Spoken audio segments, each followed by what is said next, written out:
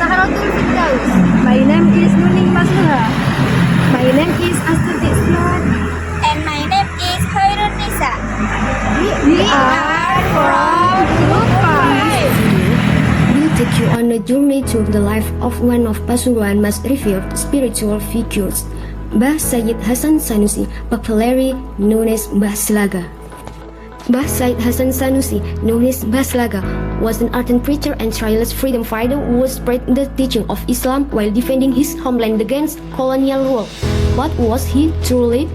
Where did he come from, and why is his legacy still remembered centuries later? Let's explore his stories together. Mbah Slaga real name was actually Sayyid Hasan Sanusi, born in Kebon Jambi, Gondang Wetan, Pasuruan Regency, around the 17th century. Indeed, there is no definite reference regarding this. The estimate birth of Mbah Slaga in the 17th century because he lived at the same times at the lordship of Nitya Diningrat, who at that time served as the Duke of Pasuruan. He was the son of Sa'ad bin Syakaruddin bin Soleh Semendi bin Hasanuddin bin Syarif Hidayatullah Sunan Gunung Jati. Mbah Slaga was also known as one of the last generation of the Wali Songo.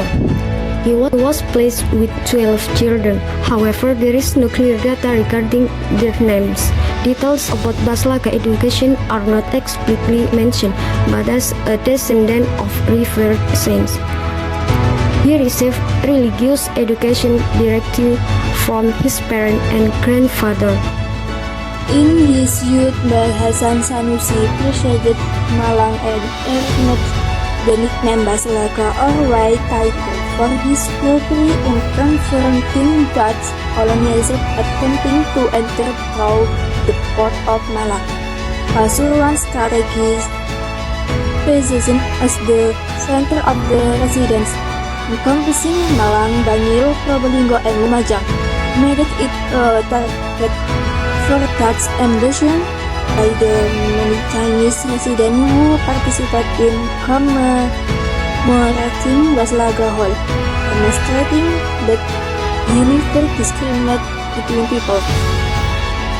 He embraced diversity as the foundation of his spirit in fighting for the independence of the unitary state of the Republic of Indonesia.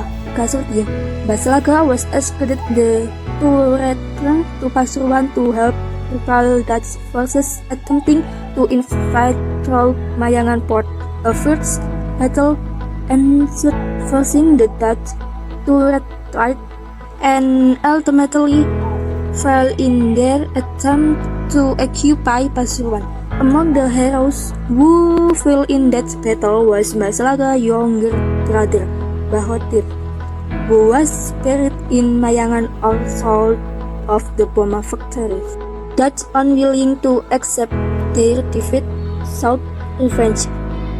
On one occasion, Dutch pursued Mbah Slaga, who managed to hide in the home of Den Ayuberi, the mother of Raden Surtasuri.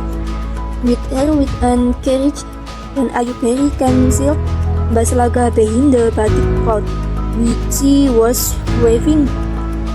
The Dutch troops were deceived by her word and did not thoroughly search the house, allowing Mbah Slaga to escape.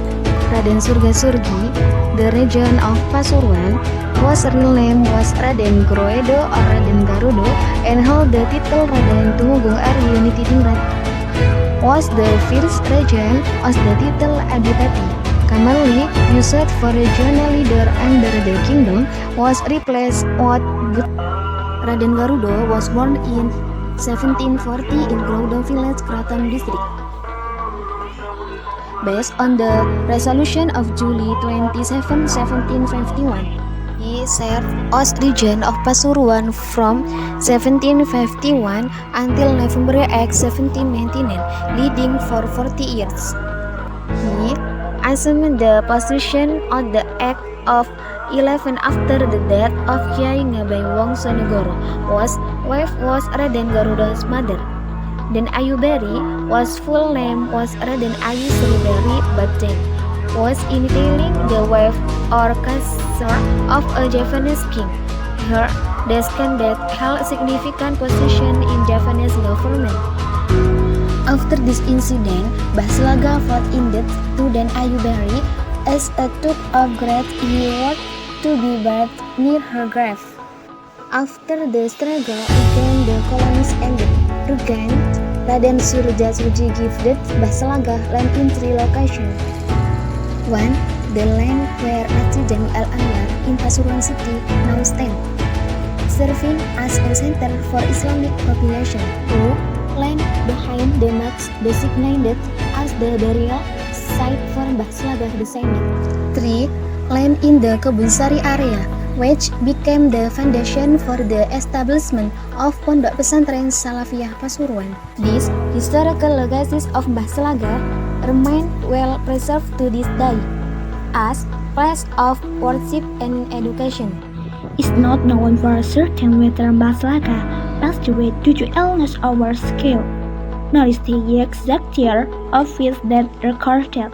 However, in accordance with his will, he was buried in Pakunchan village, Panggung Rejo district, next to the grave of Den Ayubari. This was a gesture of respect and gratitude for her role in saving his life. Mbah Slaga legacy continues to be well maintained and serves as a center for worship and Islamic education. His struggle is remembered not only through physical heritage but also through the values of faith, courage, and devotion he left for future generations. Mbah Slaga Hall is commemorated every 8th day of the month of Shawwal, coinciding with Ketupat Day. This tradition began with the practice of Mbah Slaga descendant and Habib Abdul Qadir bin Ja'far, the father of Habib Taufik Asgaf, visiting his grave on that date.